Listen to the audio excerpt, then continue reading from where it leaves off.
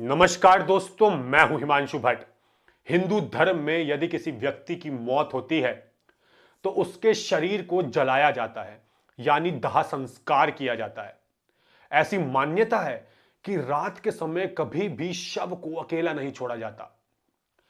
आप लोगों ने अपने निजी जीवन में भी अनुभव किया होगा कि जब किसी व्यक्ति के शव को रात के समय घर पर रखा जाता है तो उस शव के साथ कोई ना कोई व्यक्ति पूरी रात बैठा रहता है। लेकिन क्या आपने कभी इसका कारण जानने की कोशिश की है कि क्यों हजारों सालों से इसे फॉलो किया जा रहा है? इस पूरे रहस्य से पर्दा स्वयं भगवान विष्णु ने उठाया है और इसका उल्लेख विस्तार से गरुड़ पुराण में दिया गया है। गरुड़ पुराण में पक्षीराज गरुड़ को भगवान विष्णु ने बताया कि क्यों रात के समय शव को अकेला नहीं छोड़ना चाहिए, क्यों रात के समय और पंचक काल में अंतिम संस्कार नहीं किया जाना चाहिए। सबसे पहले जानते हैं कि रात के समय अंतिम संस्कार क्यों नहीं किया जाना चाहिए। गरुड़ पुराण में पक्षीराज गरुड़ से भगवान विष्णु कहते हैं, रात के समय अंतिम संस्कार नहीं किया जाना चाहिए। रात के समय अंतिम संस्कार करने से आत्मा को अधोगति प्राप्त होती है, मुक्ति नहीं मिल पाती और आत्मा का जन्म दानव, असुर और पिशाच योनि में होता है, जिस वजह से उसे विभिन्न प्रकार के कष्ट झेलने होते हैं। ऐसे में रात को अंतिम संस्कार नहीं किया जाना चाहिए। यदि व्यक्ति की मौत रात के समय होती है या शाम को होती है तो उसके शरीर को रात को घर पर ही रखा जाता है और सूर्योदय होने तक उसका शरीर घर पर ही रहता है और इस पूरी रात उस व्यक्ति के शव को अकेला नहीं छोड़ा जाता। कोई ना कोई व्यक्ति शव के साथ पूरी रात बैठा रहता है। पंचक काल के दौरान यदि किसी व्यक्ति की मौत होती है तो पंचक काल समाप्त होने का इंतजार किया जाता है और उसके शव को घर पर ही रखा जाता है।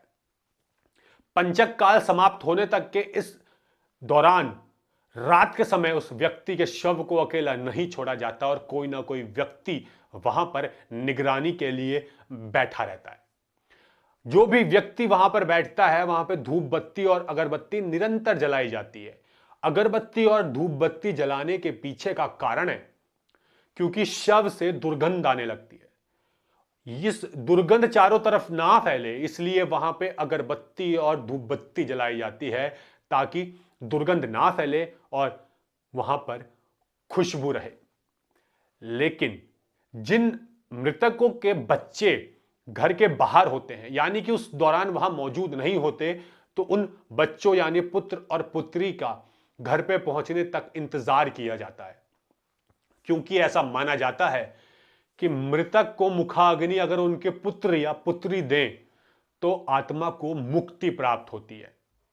ऐसे में इंतजार किया जाता है पुत्र और पुत्री का घर लौटने तक और जब तक वे आ नहीं जाते शव को घर पर रखा जाता है और रात के समय शव को अकेला नहीं छोड़ा जाता। कोई ना कोई व्यक्ति वहां जरूर बैठता है।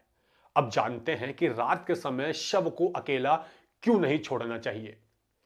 गरुड़ पुराण में भगवान विष्णु पक्षीराज गरुड़ से कहते हैं, रात के समय बुरी आत्माएं उस मृतक के शरीर में यानी कि उस शव में प्रवेश कर सकती हैं, जिस वजह से मृतक के साथ साथ उसके परिजनों को भी विभिन्न प्रकार के कष्ट झेलने पड़ सकते हैं।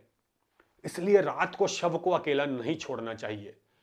भगवान विष्णु कहते हैं, आत्मा शरीर छोड़ने के बाद वहीं भटकती रहती है, यानी कि मौत के बाद आत्मा वहां भटकती रहती है और अपने परिजनों को देखती रहती है। मौत होने के बाद इस शरीर से आत्मा निकल जाती है, यानी कि यह शरीर निर्जीव बेजान हो जाता है, खाली हो जाता है। ऐसे में इस शरीर में बुरी आत्माएं घुसने का प्रयास कर सकती है, इसलिए शव को कभी भी अकेला नहीं छोड़ा जाता।